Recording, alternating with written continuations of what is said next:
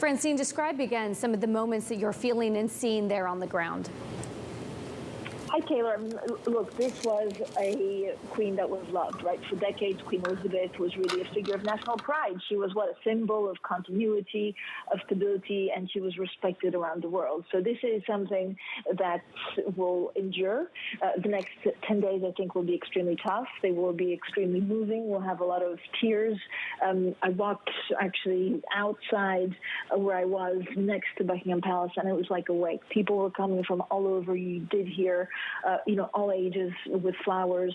People were very demure. Now, what happens in the next 10 days? There have been leaks about some of the plans of the operation. This, of course, is also a constitutional concern. So that will be followed very closely, not only from all the citizens of the UK, but from everyone around the world. Of course, within hours, Prince Charles, the eldest of her 4 children, will be, formally proclaimed. Actually, I think legally he becomes king straight away.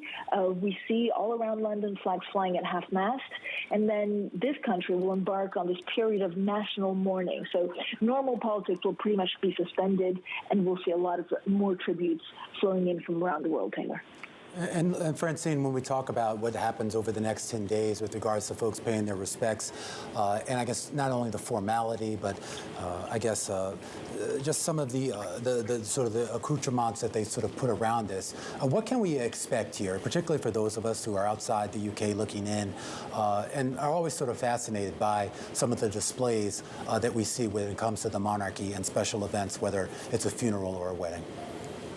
You're absolutely right, Romana, and this is what I have to say the UK does so well, and they always bring a nation together. Now, out of all the royals, when you think about the Queen's life, this will be one of the most spectacular, I guess, mass mournings, because she was so loved. Now, by law, Charles, becomes king the moment his mother died. Then we'll have a formal recognition. We had code names, so whether she died here in London or whether she died, of course, in Scotland. I think we'll have more details in the next couple of hours or maybe tomorrow. What we know is that MPs will probably pay tribute to the new monarch in the coming days. They will later swear an oath of allegiance to the new king.